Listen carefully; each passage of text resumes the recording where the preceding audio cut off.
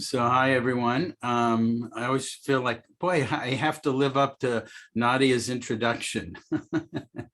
And it's really been fun for us to, a few months ago, beginning to develop these mindfulness and meditation circles and try to bring some of these different ways. For some of you, these can be very new. You know, mindfulness, meditation, pausing could be new. For some of you, maybe you've been practicing or reflecting and being mindful, you know, in your own various way. And so I'm hoping to explore it and actually get a lot of us interacting together, that this is, you know, an interactive that we can do. And because I think we're all sharing, how do we all pause? And that I was thinking about that before we were getting on. And so I'd like to maybe open up a little bit, and then I want to do a meditation, if that's cool, and kind of do a guiding meditation, a body scan, and slow it down till we actually hear our body, you know, we sense our body and our feeling tone. Because when I'm learning to pause, it's like, okay, all right, I'm pausing, but what am I doing? You know, it's like, what am I doing in the pause? But if I can be aware of this body here, my feet on the ground, my butt, my breath, and just be with that for a moment, it stops the mind from running someplace else, past, future, always down the block, looking to make something better, all those different things. So it's like, you know, part of my question, so let me, something that I was wondering about, and maybe we can look at and people can share different thoughts. So when we're learning how to pause, let's say, and learning how to pause, so these are a couple of questions to think about, reflect on this. I believe it's helpful to recognize what are the benefits. So take a moment, what are the benefits when I just kind of pause for a moment, just stop, become aware of where I'm at in the present moment, what's going on, that I just pause. What are the benefits? And just kind of individually just take that in for yourself for a moment, and then maybe I'll open it up. Because what's the other question with that? So what are the benefits, and what keeps us, or what keeps me from pausing or slowing down into the present moment? So there's almost like two sides. What keeps me from that?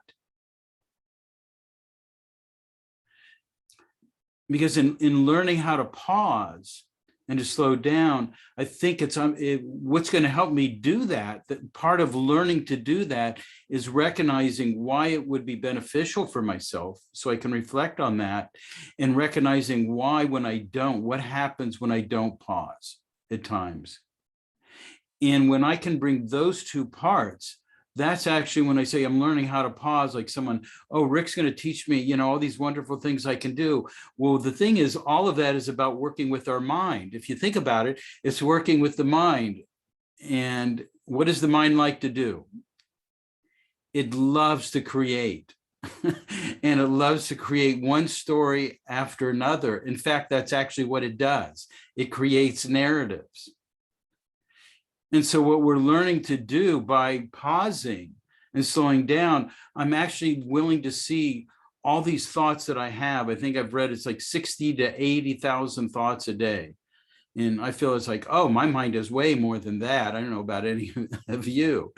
But if we start to become aware of them and what they are, then it's like I look at it like a garden. I pull out the thoughts out of the garden that really aren't helpful, and I can nurture, and water the ones that really are. So the garden is oneself awareness, oneself's intentions and motivations of who I want to be, how I want to show up in life, how I want to treat myself and others. So learning how to pause has way more going on into it, just stopping in the moment. And it's beautiful to do that, because as I'll take us through a body scan in a little bit, when we learn to sense the body, we can actually feel what's going on. It's like, take your shoulder. Can everyone just take your shoulders like this? Now my question, has anybody not ever had, like, what are my shoulders doing up here? And now just let them go like, Let them come down, and just notice the sensation in your body experience when you let your shoulders just come down.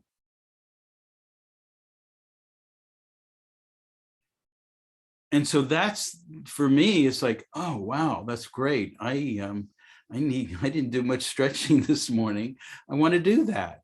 So now it made me realize, like, oh, I want to be stretching. I want to get more into my body. I want to move it. Just by doing that, it feels so much better. I noticed in myself how my breath opened up. That was just that little pause that we just did.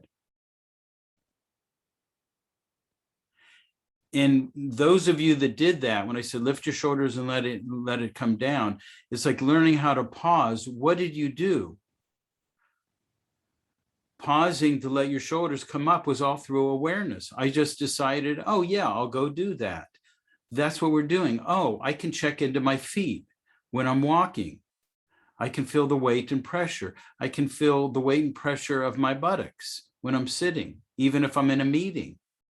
I do this in meetings and with clients often. With a client, because I'm dealing with a lot of activation and I can feel things too. It's like I find all I do is just notice my feet and the weight of my buttocks or my back on my chair. And that pause just brings me totally right into the present moment with what's going on. And why do I want to do that? So I said, what are the benefits? Because now I'm here more for my clients. The benefit is Rik can listen better. The benefits, I can feel my body and my breathing and recognize, like, oh, I'm hungry. I didn't eat, since way in the morning. I've been pushing through that. Or I need to get some water. I need to go to the restroom. I'm here on a Zoom meeting and it's like, oh, I don't want to miss anything. And yet I'm missing it all because I'm not pausing to go to the restroom because I'm getting activated. My body says we need to go to the restroom. I'm not listening to it. So those are really positive benefits. So I'm curious, just maybe in a few minutes, maybe you can unmute yourself and talk, like anybody come up, or what are some of the benefits? What are some of the non-benefits when we don't slow down, and just kind of get that, and then we can go into a little meditation. I'm curious what came up for people, or just even that little exercise we did.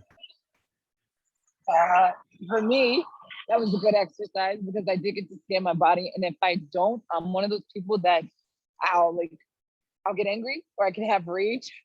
So I have to pause and collect my thoughts and scan my body and relax. Yeah, great. Yeah, it's those emotions.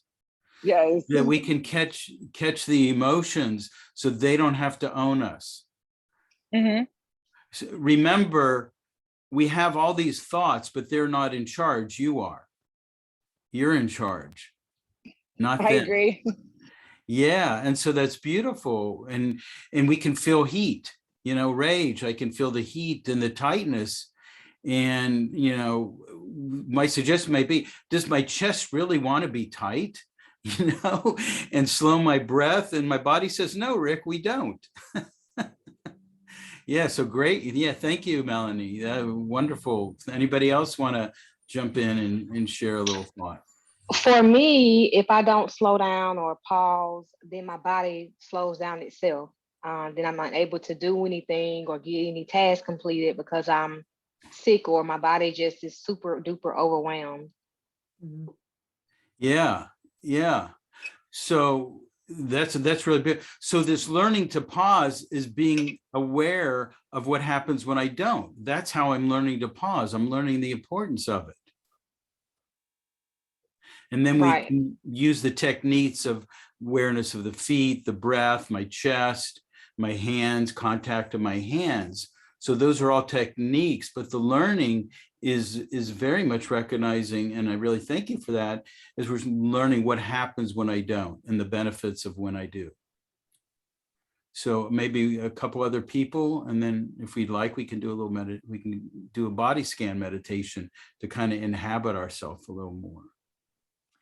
The pausing can help just to calm us down and stop us from overthinking as well. Yeah, the mind loves to run, doesn't it? Mhm. I think we all heard the term monkey mind. It just Mhm. swings around. But what happens when I can notice it's doing that, as you're saying, Lynn, what happens when you notice that it's doing that, swinging all over and running around? I think that pause just helps us to take ourselves just into that moment and not have to think about everything else that is, swirling around. And we might then, for a little time, feel calm and feel relaxed. Yeah. So it actually gives us a choice. So if you think about that, what you're saying, often we think of control. I want to control everything. Does that make sense? I want to control my life. If you think about it, it's actually, we're responding. We're not controlling. The sense of actually feeling in control, I've learned, is my ability to notice what's going on and how to respond to it. And then say, oh, that I could choose that response. And here's the one that I'm choosing. And that to me is that sense of empowerment we start to bring to ourselves. And I love this. I'm reading one from Dina. She goes, teaches me to be present. I get very anxious and I need to stop and let my body and mind know that I am not in immediate danger. That is key to the work that I do. So really, thank you very much for putting that into the chat. And I've got so many things running through my mind that I want to share, and I'm pausing. Someone remind me to talk about orientation in case I forget.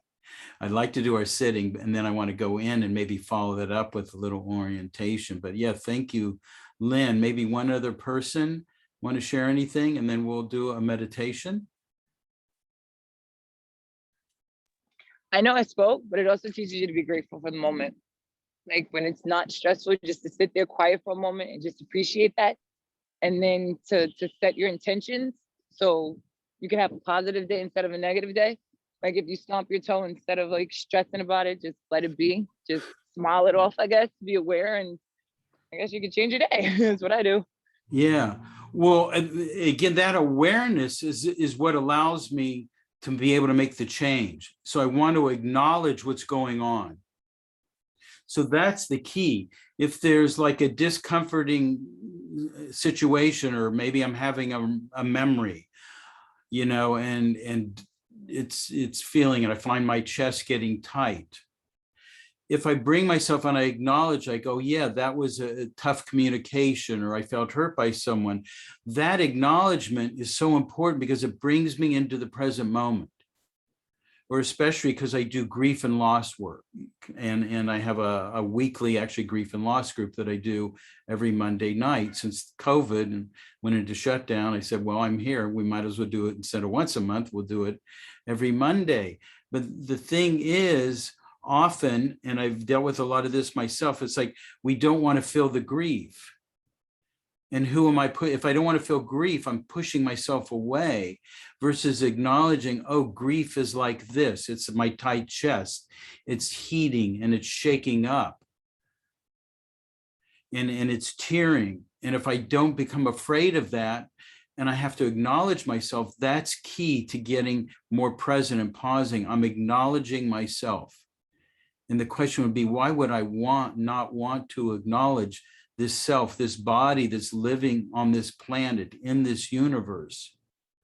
Why would I not want to acknowledge it so I can make more skillful choices, more wholesome or helpful choices, and learn from the ones when I don't? Because that's going to happen throughout our life. We're going to choose and go, oh, Rick, you did that again.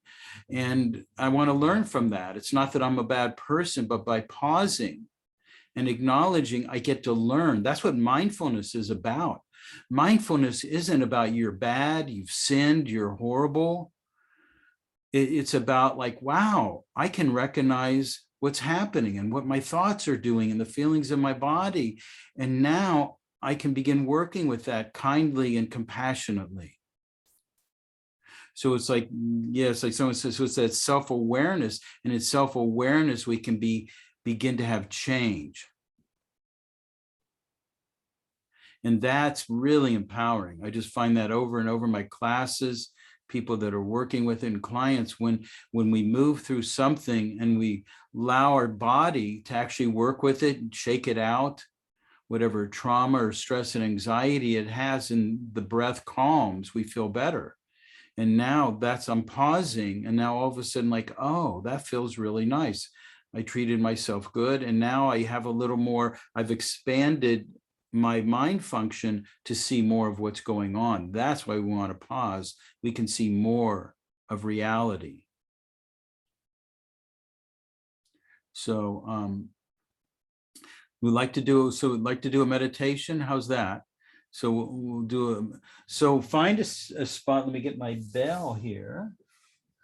So find a spot that feels comfortable, or readjust yourself. So when we go to meditate, it's okay to like shake my hands, roll my head. I don't know about it. I love to massage my jaw. Oh man, because that like holds so much. I don't know about any of you. I love doing this. Or my head. See, I can rub my head without messing up my hair.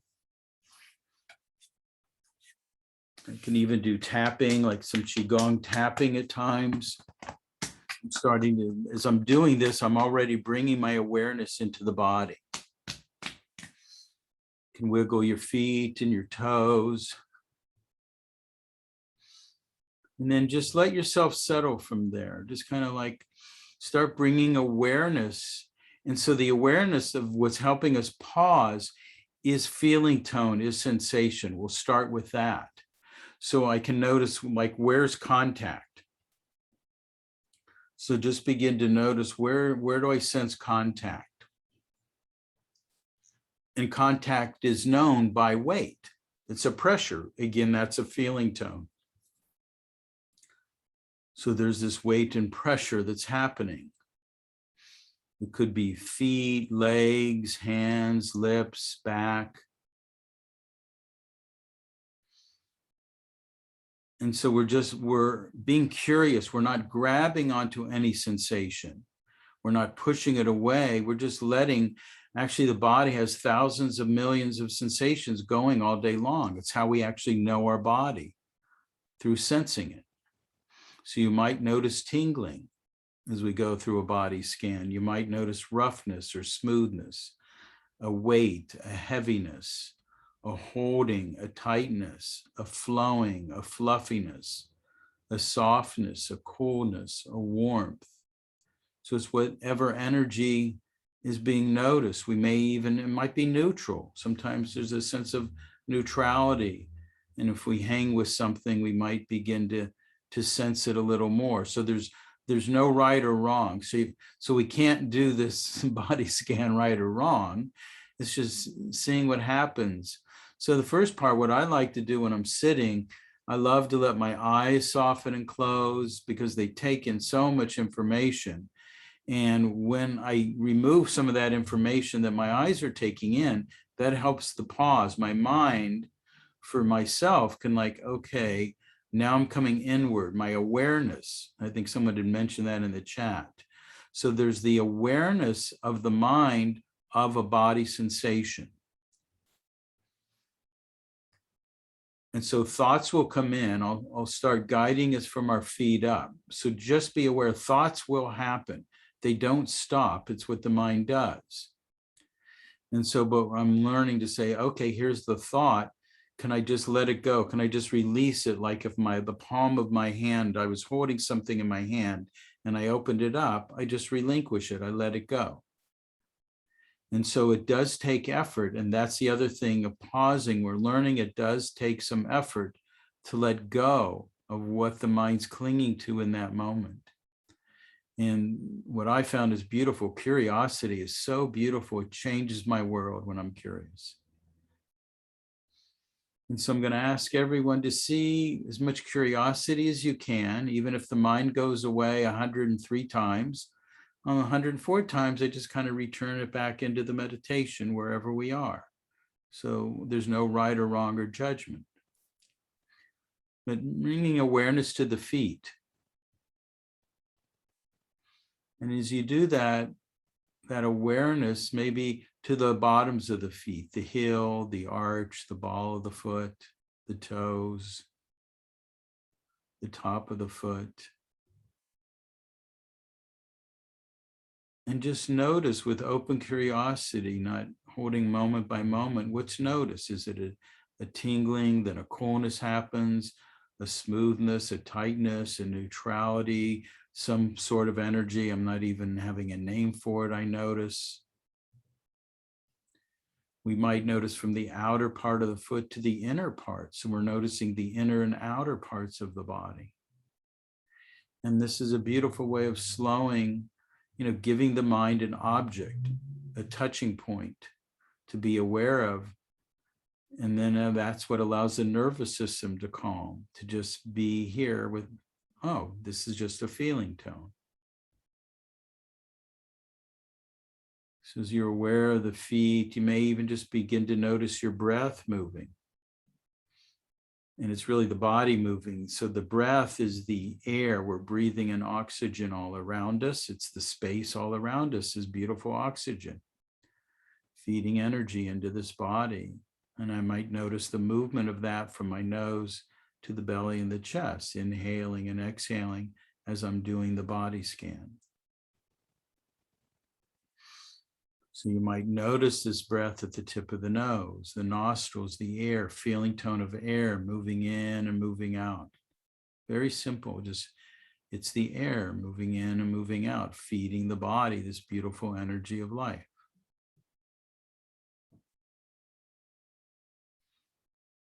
Or you may notice on the inhalation how the belly and the chest, again, it's a movement, it rises, it fills up, that's a sensation.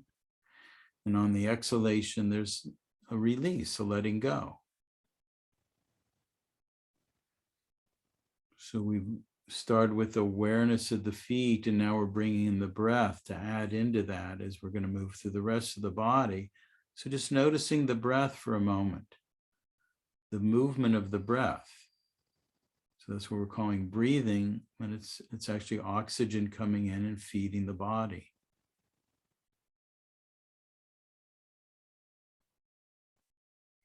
And as we're aware of the inhaling and exhaling, coming back to the feet, coming up from the ankles to your calves and your shins. What's noticed when I bring awareness to my calves or my shin? Is it just another form of tingling? Do I feel a holding of a muscle, a fluttering of a muscle, a roundness, a smoothness, a stringiness, an ache, a sharpness, a pain, a flowing? Maybe it's neutral, especially if this is very new. It can be very neutral for a while, getting to know the body. So awareness of calves and shins, adding in the knees. Are they sharp? Are they tight? Pulling, pushing, flowing, open, soft, cool, warm, tingly. Adding in the thighs, awareness of the bottom of the thigh. What's the sensation of the bottom part of my thigh? And then the sides and the top.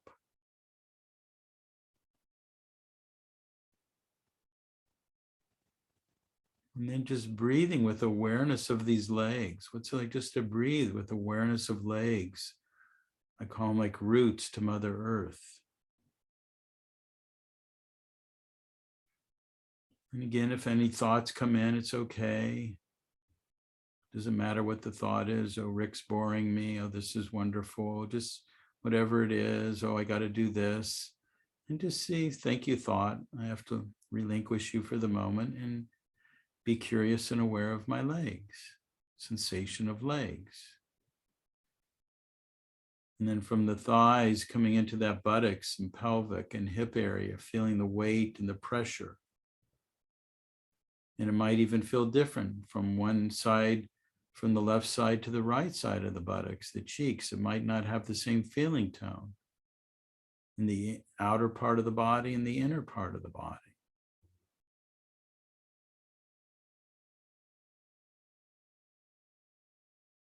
And then rising up to a torso, being aware of a lower back, a middle back, and an upper back. Maybe come around to our belly. Maybe if I recently had some food, it could feel full, have a little tightness to it. Maybe I haven't eaten, it can feel empty. Maybe it's flowing or crampy, achy, neutral, fluffy. This awareness of a belly, a simple awareness.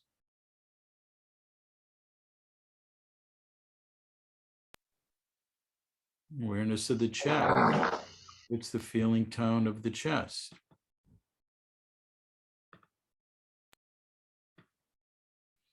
Again, it might be neutral. Maybe I'm noticing the movement of the breathing. Could be a long breath, short breath, medium. Could be tight, soft. Inside this torso are all the organs of the heart, the lungs, kidneys, pancreas, intestines. I say everybody's in there doing their job the best they can. And then expanding out from the torso, come into awareness of your hands. Notice the hands, curiosity. The palms of the hands and the tops of the hands. What's the feeling tone of fingers and fingertips and the thumb?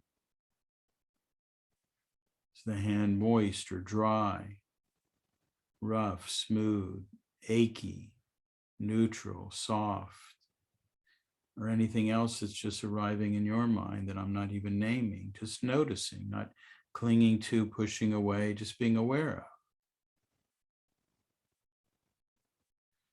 And coming up to the wrists and the forearms.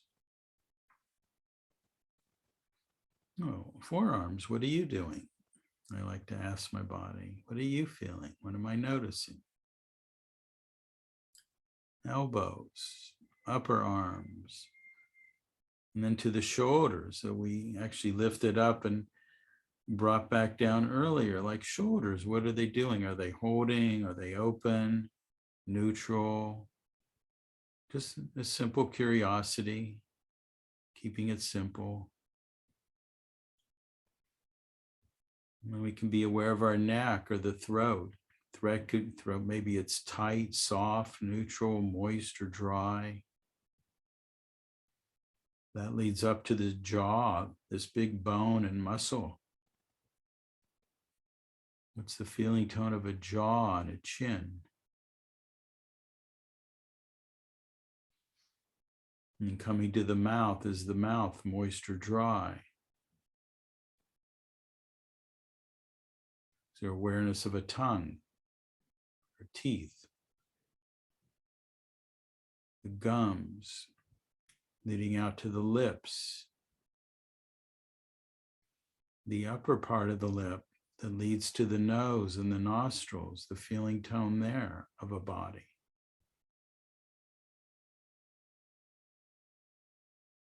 Adding in the awareness of cheeks and the cheekbones, sensations there. How often we just don't even pause to notice this body, this face, the eye sockets and the eyes and the eyelids. Awareness of the forehead. Just awareness of this whole face, bringing in the ears and the scalp, the skull, any feeling tones inside the skull of the head. Could be neutral. Maybe there's some sort of energy moving around in the moment, maybe not. And again, the scalp, aware of the hair on the head. Be aware of glasses, the outer body or jewelry. Aware of clothing, temperature of the skin.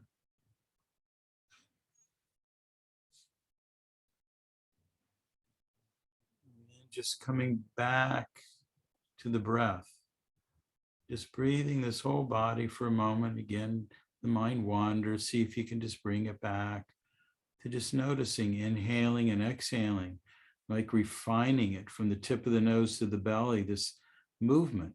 So we say breath, but it's movement of the lungs and the diaphragm, just being with it.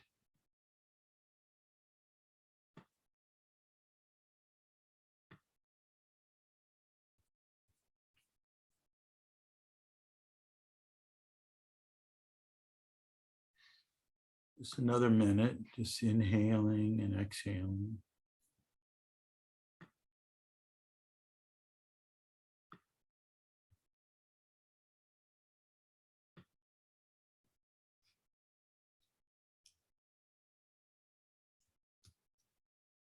Inhaling.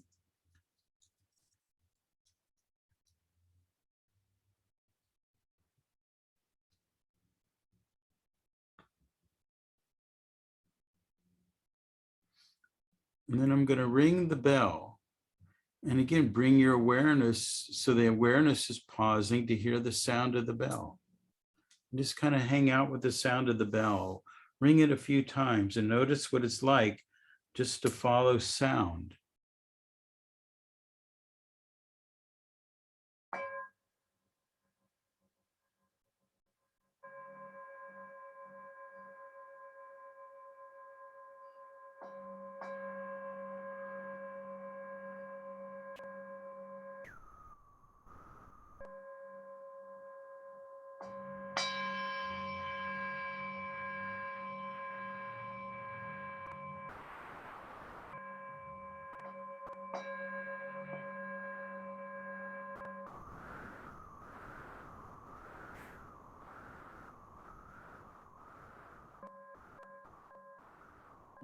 As we notice the sound and it's fading, still have that awareness. Can you still feel your body, your feet, your buttocks, the breathing of the body, the inhaling, exhaling of the breath?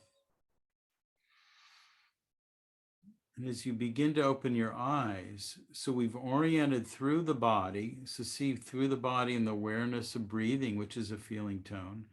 When you open your eyes, just look around at shapes and colors. Not judging, just kind of in wherever you are in your environment, just see if you, what's it like to notice while I'm breathing and sensing my body, I'm also noticing shapes and colors.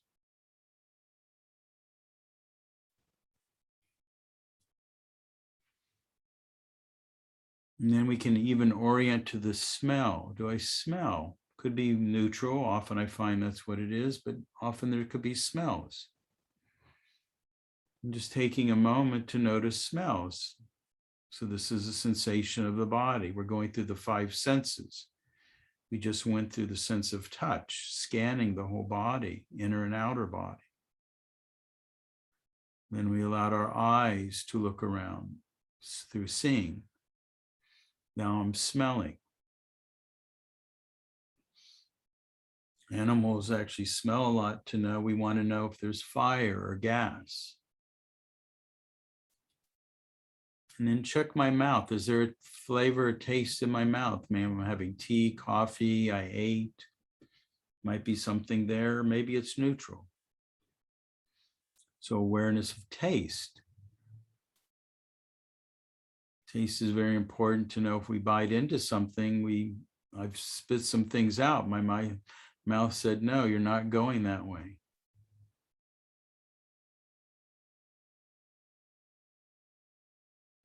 So there's awareness of touch. We did awareness of sight, sounds just coming and going. So you may be hearing my voice, checking sound, or maybe other sounds around you, inside your body, outside your body. And what's it just like to listen to sound for a moment?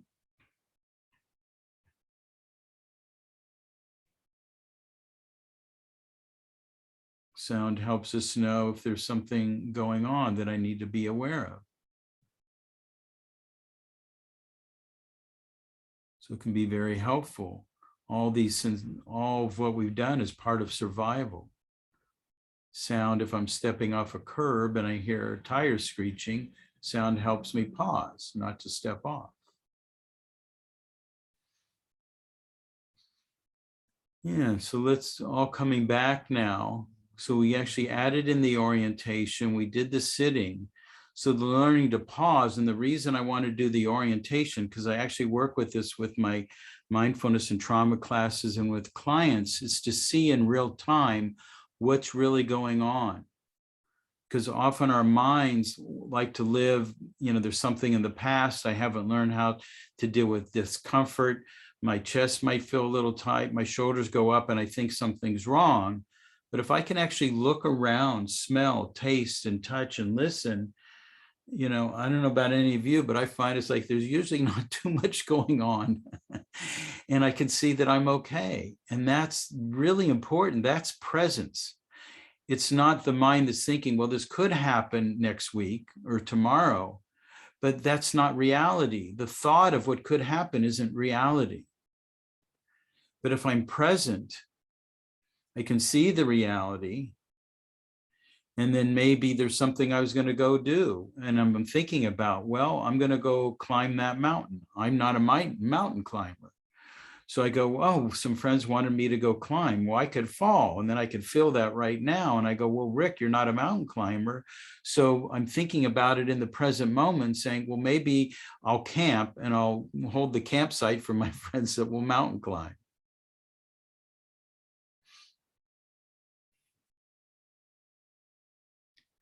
I just saw someone said I was able to drop my heart rate to 58 just by what we did from 69. Great. So I want to, so now I'd like to open that up. So this is pausing. Was this helpful? Was this new to actually become more aware of your body and even to think about orienting with these 5 senses, that they're actually part of my survival and they can help me and they're part of this learning how to pause and be present. I'd love to hear now, all of us, what we're learning and bringing together. So it's not just me.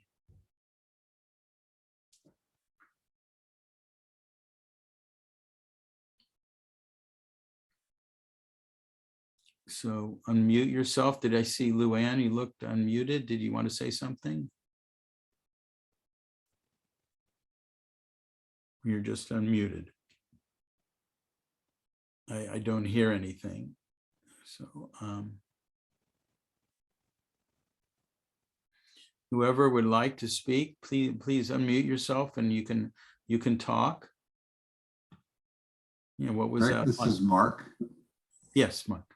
Great exercise. I actually went, so I had just gotten on your call a little bit late because I was on a conference call, and literally in my chair, I think I fell asleep 3 times, but well done. Thank you. This lets me know I'm capable of putting people to sleep. But that's actually what happens. And I just want to share this. When I do an 8-week mindfulness stress reduction class at times, and we'll do this body scan and the people will practice with it, they'll have for like a half hour and they'll fall asleep so many times, especially when we haven't really been a practitioner of meditation and slowing down. Once that happens in the body, it's just like, wow, it just wants to go to sleep because we're just not used to it. But when we practice meditation over and over, the practice of meditation is actually to wake up, not to fall asleep. It's actually to have a clear mind, but we're recognizing like, wow, how tired I am, how much I've been running. So don't blame that we fall asleep. Again, this is all about an awareness. And it's like, wow, maybe I do a meditation before I go to sleep if I've been having trouble sleeping, and where can I get that sleepy Rick voice to put me, let me conk me out, So thank you, Mark.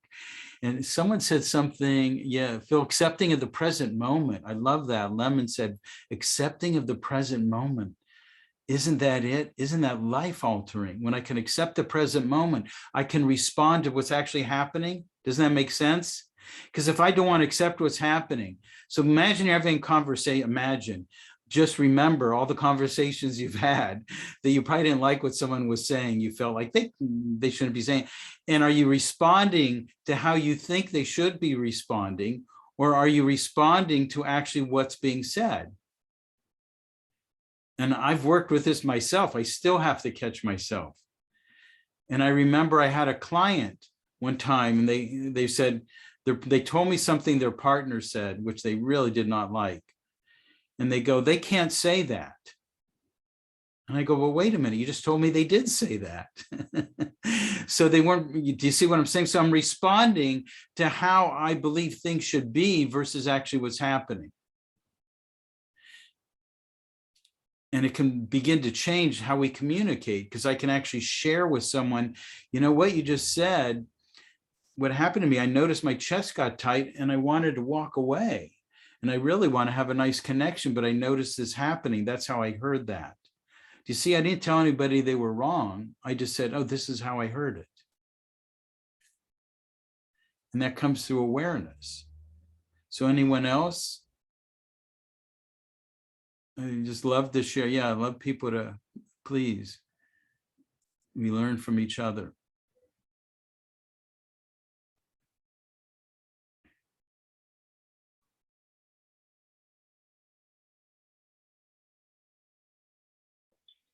That was an awesome meditation. Even though I'm going home, you guys said you're gonna send me the link so I can see it on YouTube, so I can do it again, right? Because I want to do it sitting, like everybody else did, but I'm kind of busy right now. Yeah, Nadia will send it out, and she'll have it on her website, the link to everybody. Okay, thank you. Great, thank you. I just really love the word pause. And just being able to stop and be intentional is so powerful. And the more I practice, the better I am in the moment, in the present moment. So thank you, because I was on another webinar and I thought, okay, hurry up, stop, so that I could get here. That's why he threw me away. So thank you for the moment. Did you ask about that? Oh, You threw me away. You're quite welcome. And let me, can I share my screen for a moment? Would that be okay, everyone? Because I want to share, I have an acronym for pause. And let me share my screen. I'll put that up. You made me think of that. Thank you, Paula. I just like, oh, let me do that. Let me share my screen. Wait, oops. Wait, desktop share. Okay. Let me open this. Can everybody see that? Let me see if I can zoom it out bigger. Do people see what's on my screen? So pause, it's patience, acknowledge, unwind, settle, examine. So I say on here, mindfulness practice builds a process of slowing down impulsive responses that are not seeing the moment clearly. That's the key. That's why we want to pause. So when I was thinking of this, I go, what's the acronym for pause? And I remember like a number of years back, I go, oh, I think this is the acronym. So the acronym's always been there. I just had to find it. If you think about it, I just had to find the acronym. It's always been there. So by curiosity, slowing down, we're finding actually what's there. There's the story of the great sculpture. And he was showing this beautiful horse, this wonderful, wonderful horse. And as he was doing that, this man came up, he was seeing where it was exhibited. He goes like, wow. He goes, how did you create that? How did you create this beautiful horse from a big slab of stone? How do you do that? And this is the key. He goes, the horse was always here. I just had to chip away what didn't belong. I just had to chip away what didn't belong. Do you get it? We're relinquishing what doesn't belong to us by slowing down and pausing and coming in touch with our heart.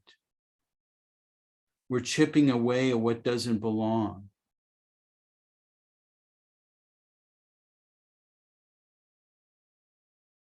And what's funny, as I say this, you know what I found often doesn't belong from my own practice? All my viewpoints, opinions, and thoughts that I throw around at everybody and judge them in the world. That's what doesn't belong. All the judgment that I run around with, thinking I know what's going on for other people. Because I love the thought, no one else can be you, because you can only be yourself because everyone else is taken. And so we're chipping away at what causes constant stress and anxiety. We're not getting rid of stress, because stress is, we did the orientations of sight, smelling, hearing, taste, and touch, because that's what gets me into the real moment. That's where animals have to live. If I'm a deer in the woods and I'm eating, or walking around and I hear a sound, I'll look up. I need to know if it's just the rustling of the wind or a fox, or, a cougar or a coyote or something like that, or a bear that might come chasing me, a tiger. But if I don't see anything, then I know I can check it out. So I hear something, I look with my eyes, and then animals smell. So our senses are letting us know. We have to know gas or fire. I have to know, I'm in San Francisco, earthquake. Am I on a bed of nails? And if I become more clear in the present moment, I can see the story my mind's making up. Once I did this with, a siren. We're outside and we hear a siren. Is it comfortable to the ears, the siren? No. Do you ever get upset about the siren? Anybody? Just like, will you go away? While you're hurting my ears, you're making me miserable, you're causing me to be anxious. But if I can recognize, oh, there's a sound that is uncomfortable to my ears, what's the sound? Where's it coming from? Oh, it's coming from an ambulance or an emergency vehicle. That vehicle is going to help another human being that might be dying, taking them to the hospital, helping them, transporting them somewhere, or helping them. When my mind gets more clear, and now when I hear the siren, would it make sense? I can say, this is very uncomfortable, and my heart can stay open because I know it's helping another human being. But if I just live in my emotions and all my judgments of rights and wrongs, and I don't realize I need to know unpleasant, I need to hear the siren so all cars can stop and the emergency vehicle can get somebody somewhere. So we want to use discomfort is knowing on a certain way of where I'm at, what's going on, how to help myself survive. So it's a natural part of our awareness is how to hold comfort and discomfort. And when we can do that without blaming discomfort for being wrong all the time, we stretch our nervous system. When I stretch my nervous system, my mind has a lot more availability, my bandwidth to see what's going on, recognize what's going on, get more in tune with my heart. And what I find when I'm more in tune with my heart, I'm more in tune with my wisdom factor, the wisdom of who I am versus intellectually trying to solve the world. Because the world doesn't get solved through intellectualism. We can only meet it where it is, and that's from our heart, because we don't even understand ourselves as an organism in this universe. It's way beyond, but we know we're affected by things, and we're all affected by things. So the learning to pause is slowing all of ourselves down to maybe find that kinder, compassionate part within ourselves for us and for others in our world. And because then we can see how much pain we cause one another. That's, to me, one of the most benefits of learning to pause, is actually it helps me find my heart. And I have to keep working on it. I'm not a perfect person. I can get, impulses and things can happen to me. So anyone else want to share the last few minutes? Is this helpful, what we did today, what we're exploring and investigating together?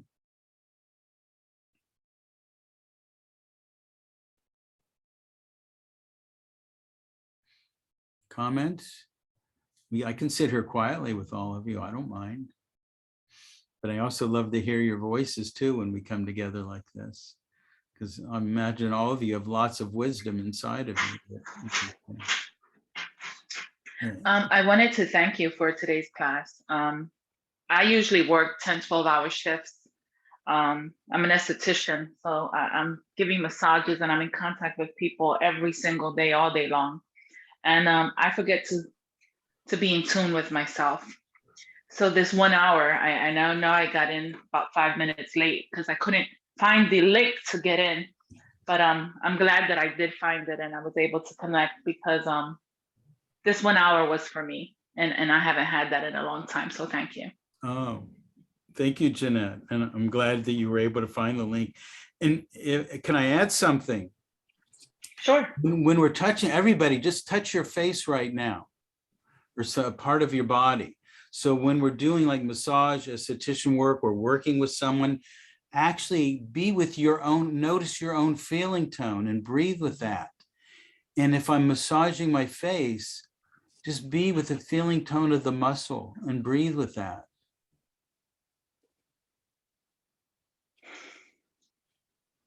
And we can do this when we're working with our clients. I can actually just feel my hand, the movement of my fingers touching another person's skin.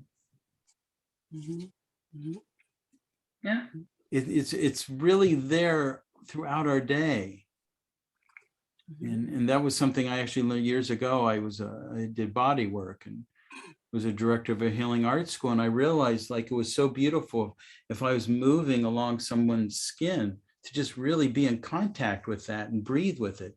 That slowed me down. That was pausing me. And then I could really sense deeper into the muscle and feel when something's being held. So thank you for that, Jenna. Anyone else share anything? Yes, I thought that's really lovely too, your job that you're, everybody that's lacking touch and contact, hon, you're helping people. And thank you, Rik, for this. And I remember my very first meditation yoga class 32 years ago.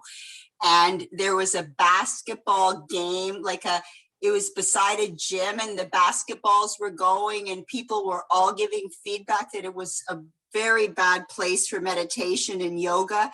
And the teacher, he said, this is a very good place for meditation and yoga because this is what life is about. So I just said to myself, isn't it wonderful these kids are playing basketball instead of whatever they could be doing? And whenever I'm meditating in the park and all the traffic and the cars honking, and I think, well, isn't this good in life? People are going from here to there and they're living their lives. And then that music, that traffic just sounds like a symphony and it just doesn't bother me. But you're right, you have to, what do you think about those sounds? Like, what are you saying? Or you can say they're fine and then you cannot be so troubled by them. So I agree with that. Yeah, wonderful, Luann. Yeah, well, that's what mindfulness is about. Mindfulness is seeing our thoughts and relating to it, and we're seeing what the thought is doing to our internal system, what it's doing to me. And it's like, I remember one time in my practice or sitting, and it may have been in a long retreat, silent retreat I did, and it's like, all of a sudden, my mind just said to my body, it's like, I am so sorry what I've been doing to you. And my body said, well, thank you for waking up, Rik, and noticing that. And it's like, and I kind of laughed and had tears at the same time because it was such a beautiful recognition. And what you're sharing is how we're relating to the moment. And yeah, I can share. I can share a quick story. This is about that. So one of teachers that I've sat with, Venerable Analio, he's from Germany, but he's a Sri Lankan monk. He practiced Sri Lanka many years. Wonderful monk, and he teaches at a university, and so he was sharing a story of a great meditation teacher in Sri Lanka. And he would he was going to this wealthy place with wealthy, had this place where he's going to do a meditation. It wasn't cheap. A lot of wealthy people actually going to this meditation retreat, and they had their high expectations of what's going to happen on this meditation retreat in this beautiful grounds where they were at. And so Anali is telling this story, and he goes, so the teacher, you know, they had their morning session and they're meditating, and all of a sudden the morning session outside on the beautiful grounds, the groundskeeper was there, and they're mowing the lawn, they're trimming the hedges, and all the sound is going on. And so they had a basket there when they went to lunch to make some comments. And there are all these comments, can you get them to not be doing this by our window? You know, we're here on our retreat, we're wanting to meditate and, you know, get ourselves here and all this stuff. And so a number of comments were that. So during the lunch break, the teacher goes out and he's looking for the groundskeeper. And then he finally finds him, and the groundskeeper, he asks, we're on the west side of the building. You were doing some work over there. Are you doing more work over there? And he goes, no, I'm done. And he goes, are you sure there's no more work that you should be doing over there? And he goes, no, I got all my work done. And he goes to the groundskeeper, well, will you come back and please do it again? Because no one was understanding what it was about. We're always looking for perfect conditions. Is it wrong? You know, I myself, I've done long meditation retreats in a forest. And so is it wrong to want to go out and find silence or create a space that we've done? No, it's not wrong. But that's not, as Luann was pointing out, that's not life. So we're also learning how to pause and be present when the winds of life are swirling around us, and saying, how do I respond? Because that's the thing, again, key is we're slowing down, we're learning how to pause. And so, yeah, one second. So that's that, and, you know, so again, what we're doing is we're, you know, the acronym that I was sharing with all of you around pause, and it's learning that patience. So Luann, did you want to share, were you about to share something else before we end here? I do. I just want to say, you know, if that sound and the workers were out there, I would be saying the grounds are beautiful because of them. And isn't this wonderful? They have work, and I'm glad we have landscapers, but I don't want people to think that I don't have my problems either. Like, I don't want it to sound like I can do anything. I just want to say, when you mentioned the silent retreat, 25 years ago, I went on one for a weekend. I found it so terribly hard, and it's reminding me that I need to go back to one. And I think why it was hard is because when you're used to being like a human doing, like when you're not, we have to eat without talking to a person for a whole hour. And I'm a social worker, I'm a psychiatric social worker. Everything's based on that. So to just sit, maybe I can do it now, but back then it was very hard. And I just wanted to say that. Yeah, no, well, we're human. What we can stop is we're not a perfection that the executive function of the mind creates. We're a human being. And that's what I'm saying. We really, you know what a human being is like, everything that you've been experienced when you talk to others and when you look out at the world and the craziness and the cat, that's what it means being a human being. What I'm doing by learning to pause and slow down and be more present and build in some mindfulness, I'm seeing, how would I like to respond? How do I want to be? What can I cultivate within myself in all this chaos, instead of running around with all the rights and wrongs and waiting for everybody else to wake up and be mindful so I can feel better, because that ain't going to happen. It's I'm choosing to do it for myself. And when I do it for myself, I'm the one that touches other people. The fact that I'm here and Nadia is here, she came back, glad to see as we're ending here, that came about because something a long time ago touched me into these practices. And it probably touched me because there was some discomfort in my life. I lived with illness and dying when I was a child. That happened in my earlier life. And all this has grown out of my practice, but by being with everything instead of blaming it, it's actually made my life. Instead of blaming life, we can see how it creates a life. and it will be uncomfortable in times. And that's why it's okay to feel, oh, there's heaviness, you know, or there's sadness. I'm still okay. One of my teachers, a very well-known monk around the world, and he in his Ajahn Sumedho, his on patience, his definition of patience is our ability to find comfort, find peace in discomfort. Patience is our ability to find peace in discomfort. And I go, it's like, wow, I've got a wonderful teacher there. Got a pretty great teacher. So I want to thank everybody, really thank all of you for joining. I'm going to put, you can reach me here in the chat. I'm going to put, so I'm going to put my website.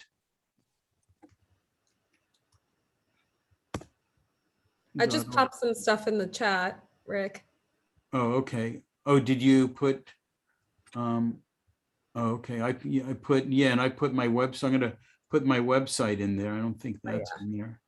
So mindfulnesscare.org. So I actually do a Sunday morning meditation, California time at 9, and a Tuesday evening meditation. We're doing this every, Nadia will be sending out the new, because next month, and so November and December, we can't do it the second Wednesday. I think it'll be the second Thursday, maybe.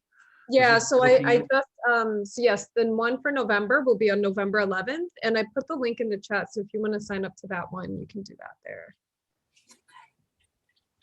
Yeah, so, and it'll be the same time as this one. Yeah, and so if people have questions, get in touch with me and go to the website, and it'll, you know, you can email me from there if you'd like, or whatever. And thank you, everybody, and all the comments, great comments. I just love everything everybody was saying. It was really, really fun and heart-opening today to share this. So anything you want to end, Nadia, and we'll.